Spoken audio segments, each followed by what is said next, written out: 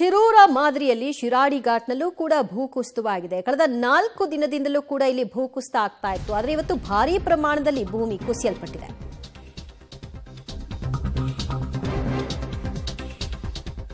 ಭೂಕುಸಿತದಿಂದಾಗಿ ಮಣ್ಣಿನ ಅಡಿ 2 car, lorry, tipper ವಾಹನಗಳು ಸೇರ್ಕೊಂಡಿವೆ. ಒಟ್ಟು 6 ವಾಹನಗಳು ಮಣ್ಣಿನ ರಾಶಿಯ ಕೆಳಕ್ಕೆ ಸೇರ್ಕೊಂಡಿವೆ.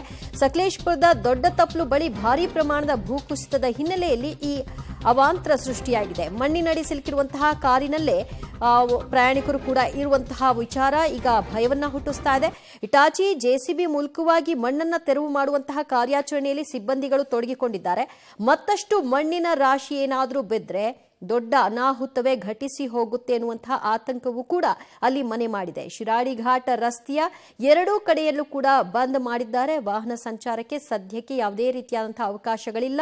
ಈಗ ಬಿದ್ದಿರುವ ಮಣ್ಣಿನ ರಾಶಿಯನ್ನ ತೆರವು ಮಾಡಬೇಕು. ಅಲ್ಲಿ ಸಿಕ್ಕಾಕೊಂಡಿರುವಂತಹ ವಾಹನಗಳನ್ನ ಸೇಫ್ ಆಗಿ ಹೊರಕ್ಕೆ ತೆಗಿಬೇಕು.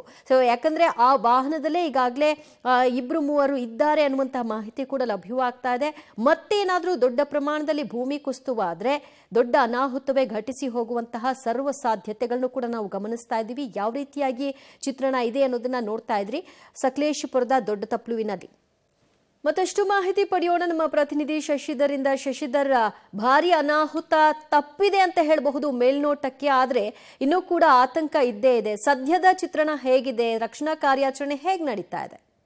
ದಿವ್ಯ ಜ್ಯೋತಿ, ಹಾಸನ ಜಿಲ್ಲೆಯಲ್ಲಿ ನಿರಂತರವಾಗಿ ಮಳೆ ಆಗ್ತಾ ಇದೆ. ಅದರಲ್ಲೂ ಮಲೆನಾಡು ಭಾಗದಲ್ಲಿ ಸುರಿತಾ ಇರತಕ್ಕಂತಹ ಮಳೆಯಿಂದಾಗಿ ಜನಜೀವನ ಸಂಪೂರ್ಣವಾಗಿ ಅಸ್ತವ್ಯಸ್ತಗೊಂಡಿದೆ. ಮತ್ತೊಂದೆಡೆ ರಾಷ್ಟ್ರೀಯ ಹೆದ್ದಾರಿ 75 ಶಿರಾಡಿ ಘಾಟ್ ರಸ್ತೆಯಲ್ಲಿ ಭೂಕುಸಿತವಾಗಿದೆ. ಕಳೆದ 2 ಗಂಟೆಗಳಿಂದಲೂ ಸಹ ವಾಹನ ಸವಾರರು ಪರದಾಡುವಂತಹ ಪರಿಸ್ಥಿತಿ ನಿರ್ಮಾಣವಾಗಿದೆ. ನೀವು ದೃಶ್ಯದಲ್ಲಿ ಗಮನಿಸಬಹುದು, ಒಂದೆಡೆ ಶಿರಾಡಿ ಘಾಟ್ ರಸ್ತೆ ಅಗಲೀಕರಣಕ್ಕಾಗಿ ಅವೈಜ್ಞಾನಿಕವಾಗಿ ಮಣ್ಣನ್ನು ಬಗೆಯಲಾಗಿದೆ. ಇದರಿಂದಾಗಿ ಭಾರಿ ಮಳೆ ಬಂದಂತಹ ಸಂದರ್ಭದಲ್ಲಿ ಶಿರಾಡಿ ಘಾಟ್ ರಸ್ತೆಯಲ್ಲಿ ದಾರಿ ಉದ್ದಕ್ಕೂ ಗುಡ್ಡ ಕುಸಿತವಾಗ್ತಾ ಇದೆ. ಇಂದು ದೊಡ್ಡ ತಪ್ಪಲಿನ ಬಳಿ ಗುಡ್ಡ ಕುಸಿತವಾಗಿ ಒಂದು ಟ್ಯಾಂಕರ್, ಒಂದು ಟಿಪ್ಪರ್, 2 ಕಾರುಗಳು ಸಹ ಮಣ್ಣಿನಡಿ ಸಿಲುಕೊಂಡಿದ್ದು, ತಕ್ಷಣವೇ ಅಲ್ಲೇ ಏನು ಜೆಸಿಬಿ ಇಟಾಚಿ ಇತ್ತು, ಆ ಇಟಾಚಿ ಮೂಲಕ ಅದನ್ನು ತೆರವು ಮಾಡಿ ಕಾರಿನಲ್ಲಿ ಇದ್ದಂಥವನ್ನ ರಕ್ಷಿಸಲಾಗಿದೆ. ಆದರೆ ಮಂಗಳೂರಿನಿಂದ ಬೆಂಗಳೂರಿಗೆ ಮಂಗಳೂರಿಗೆ ತಳ್ತಕ್ಕಂತಹ ಸಾವಿರಾರು ವಾಹನಗಳು ಈಗ ಶಿರಾಡಿ ಘಾಟ್ ರಸ್ತೆಯಲ್ಲಿ ನಿಂತಿದೆ. ಅದರಲ್ಲಿ ಟ್ರಕ್ಗಳು, ಕಂಟೈನರ್ಗಳು, ಗ್ಯಾಸ್ ಟ್ಯಾಂಕರ್ಗಳು, ಇದರ ನಡುವೆ KSRTC ಬಸ್ಗಳು ಸಹ ಸಿಲುಕಿರೋದ್ರಿಂದ ಅದರಲ್ಲಿರ್ತಕ್ಕಂತಹ ಪ್ರಯಾಣಿಕರು ಊಟ ನೀರಿಲ್ಲದೆ ಪರದಾಡುವಂಥ ಒಂದು ಪರಿಸ್ಥಿತಿ ನಿರ್ಮಾಣವಾಗಿದೆ. ಮತ್ತೊಂದೆಡೆ ವಾಪಸ್ ಸಕಲೇಶಪುರಕ್ಕೆ ತೆರಳ್ತಾ ಇರತಕ್ಕಂತಹ ಬಸ್ ಏನಿದೆ, ಅದರಲ್ಲಿ ಮಂಗಳೂರಿಗೆ ತೆರಳ್ತಕ್ಕಂಥವ್ರು ವಾಪಸ್ ಹೋಗುವಂಥ ಪರಿಸ್ಥಿತಿ ಈಗ ಎದುರಾಗಿದೆ. ಯಾಕೆಂದ್ರೆ ಯಾರಿಗೂ ಸಹ ಊಟ ಇಲ್ಲ, ನೀರಿಲ್ಲ. ಹಾಗಾಗಿ ಅವರು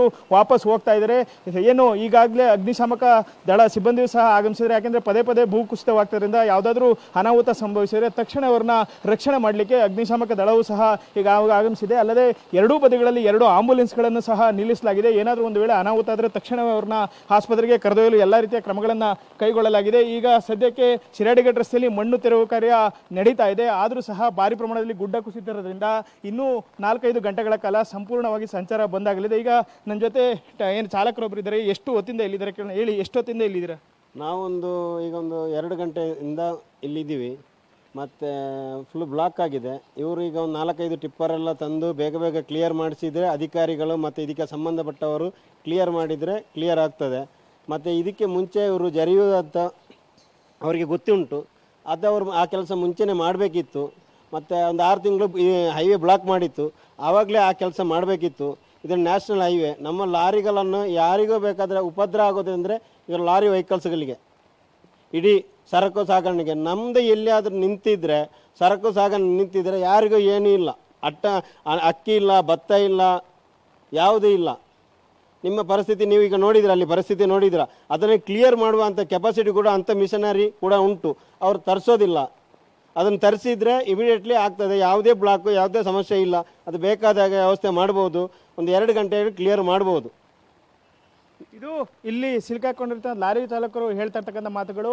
ಸರಿಯಾದ ರೀತಿಯ ವಾಹನಗಳನ್ನು ತಂದು ತೆರವು ಕಾರ್ಯಾಚರಣೆಗೆ ಬಳಸ್ಕೊಳ್ತಾ ಇಲ್ಲ. ಕೇವಲ ಇಟಾಚಿ ಹಾಗೂ ಜೆಸಿಬಿಯಿಂದ ತೆರವು ಮಾಡ್ತಾರೆ. ಆದರೆ ಗುಡ್ಡ ಸಾಕಷ್ಟು ದೊಡ್ಡ ಪ್ರಮಾಣದಲ್ಲಿ ಕುಸಿತವಾದ್ರಿಂದ ಗಂಟೆಗಟ್ಟಲೆ ತೆರವು ಕಾರ್ಯಾಚರಣೆ ನಡೀತಿದೆ. ಹಾಗೆಯೇ ನಾವು ಈ ಶಿರಾಡಿ ಘಾಟ್ ರಸ್ತೆಯಲ್ಲಿ ಸಿಲುಕಿಕೊಂಡಿದ್ದೀವಿ. ಇನ್ನೂ ಸಹ ಅರ್ಧ ದಿನ ಏನು ತೆರವು ಕಾರ್ಯಾಚರಣೆ ಮುಂದುವರಿಯುವಂಥ ಒಂದು ಸಾಧ್ಯತೆ ಇದೆ. ಹಾಗಾಗಿ ಇಲ್ಲಿ ಸಿಲುಕಿರ್ತಕ್ಕಂಥ ವಾಹನ ಚಾಲಕರಿರ್ಬೋದು, ಪ್ರಯಾಣಿಕರು ಎಲ್ಲರೂ ಸಹ ಊಟ ನಿದ್ರೆ ಇಲ್ಲದೆ ಪರದಾಡುವ ಒಂದು ಪರಿಸ್ಥಿತಿ ನಿರ್ಮಾಣವಾಗಿದೆ. ಆದಷ್ಟು ಬೇಗ ಮಣ್ಣನ್ನು ತೆರವು ಮಾಡಿ ಯಾವುದೇ ಅನಾಹುತ ಸಂಭವಿಸಿದಂತೆ ಸೂಕ್ಷ್ಮದ ಕ್ರಮಗಳನ್ನು ಕೈಗೊಳ್ಳಬೇಕು ಅಂತ ಹೇಳಿ ಈಗ ಲಾರಿ ಚಾಲಕರು ಒತ್ತಾಯವನ್ನು ಮಾಡ್ತಾ ಇರ್ತಕ್ಕಂಥದ್ದು. ದಿವ್ಯ ಜ್ಯೋತಿ, ಅಂದ್ರೆ ಶಶಿಧರ್, ಮಣ್ಣು ತೆರವು ಕಾರ್ಯಾಚರಣೆ ವಿಳಂಬ ಆಗ್ತಾ ಇದೆ. ಮತ್ತಷ್ಟು ಆಧುನಿಕ ತಂತ್ರಜ್ಞಾನವನ್ನ ಬಳಕೆ ಮಾಡಬೇಕು ಅಂತ ಚಾಲಕರು ಹೇಳ್ತಾ ಇದ್ರು. ಯಾಕೆ ಇದು ಅಧಿಕಾರಿಗಳ ಗಮನಕ್ಕೆ ಬರ್ತಾ ಇಲ್ವಾ? ಅಧಿಕಾರಿಗಳ ನಿರ್ಲಕ್ಷ್ಯ ಕಾಣಿಸ್ತಾ ಇದೆಯಾ? ನೀವು ಹೇಳ್ತಾ ಇದ್ರಿ JCB ಅಲ್ಲೇ ಇತ್ತು, ಕ್ವಿಕ್ ಆಗಿ ರಕ್ಷಣಾ ಕಾರ್ಯಾಚರಣೆಯನ್ನ, ಮಣ್ಣಿನ ತೆರವು ಕಾರ್ಯಾಚರಣೆಯನ್ನ ಮಾಡ್ತಾ ಇದ್ದಾರೆ ಅಂತ. ಹೀಗಿದ್ದೂ ಕೂಡ ವಿಳಂಬ ಆಗ್ತಿರೋದಕ್ಕೆ ಯಾಕೆ? ದಿವ್ಯಜ್ಯೋತಿ, ಏನು ಈ ಕಾಮಗಾರಿ ಆರಂಭಗೊಂಡು 6 ವರ್ಷಗಳೇ ಕಳೆದಿದೆ. ಆದರೆ ಅವೈಜ್ಞಾನಿಕವಾಗಿ ನೀವು ದೃಶ್ಯದಲ್ಲಿ ಗಮನಿಸೋದು, ಎರಡೂ ಬದಿಯಲ್ಲಿ ಅವೈಜ್ಞಾನಿಕವಾಗಿ ಭಾರಿ ಎತ್ತರದಿಂದ ಮಣ್ಣನ್ನು ಬಗೆಯಲಾಗಿದೆ. ಈ ಮಳೆಗಾಲದಲ್ಲಿ ಈ ಮಣ್ಣು ಏನು ಜೋರಾಗಿ ಮಳೆ ಬರುತ್ತೆ ಆ ಸಂದರ್ಭದಲ್ಲಿ ಕುಸಿಯುತ್ತೆ. ಅಲ್ಲದೆ ಇದರ ಮೇಲ್ಗಡೆ ಬೃಹತ್ ಗಾತ್ರದ ಮರಗಳಿದ್ದಾವೆ, ಕಾಫಿ ತೋಟ ಇದೆ, ಇವೆಲ್ಲವೂ ಸಹ ರಸ್ತೆಗೆ ಜರಿದು ಬರ್ತಾ ಇದೆ. ಹಾಗಾಗಿ ಶಿರಾಡಿ ಘಾಟ್ ರಸ್ತೆ ಮಳೆಗಾಲದಲ್ಲಿ ದುಸ್ತರವಾಗಿದೆ. ಅಲ್ಲದೆ ಆತಂಕದಲ್ಲೂ ಸಹ ಪ್ರಯಾಣಿಕರು ಓಡಾಡಬೇಕಂತ ಒಂದು ಪರಿಸ್ಥಿತಿ ನಿರ್ಮಾಣವಾಗಿದೆ.